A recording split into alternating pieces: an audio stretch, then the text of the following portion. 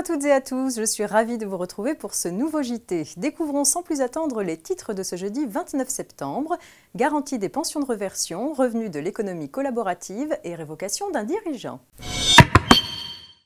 Pour les demandes de pension de réversion déposées depuis le 1er septembre 2016 par les assurés relevant d'un régime aligné, à savoir le régime général de la sécurité sociale, le régime des salariés agricoles ou le régime social des indépendants, il a été mis en place une garantie de versement de la pension dans un délai de 4 mois à partir du dépôt d'une demande complète.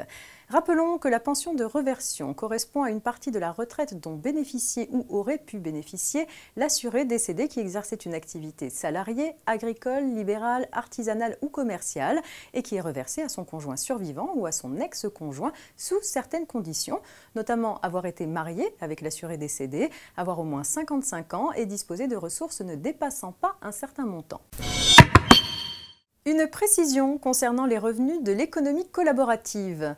En principe, les revenus réalisés par les particuliers dans le cadre de leurs activités de toute nature sont imposables, y compris les revenus de services rendus à d'autres particuliers avec lesquels ils ont été mis en relation par l'intermédiaire notamment de plateformes collaboratives. Cependant, les revenus tirés d'activités de co-consommation correspondant à un partage de frais ne sont pas imposables s'ils respectent les critères suivants. La prestation de service dont les frais sont partagés doit bénéficier également aux particuliers qui la proposent.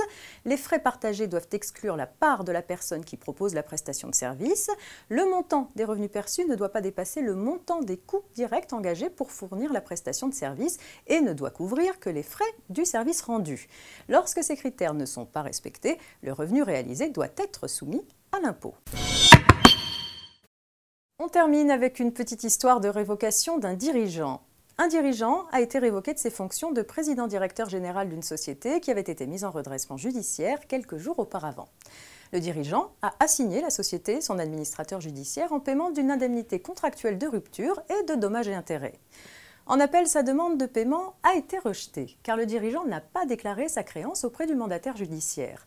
En effet, les créances nées régulièrement après le jugement d'ouverture, autres que celles permettant la poursuite de l'activité, sont soumises à la déclaration des créances.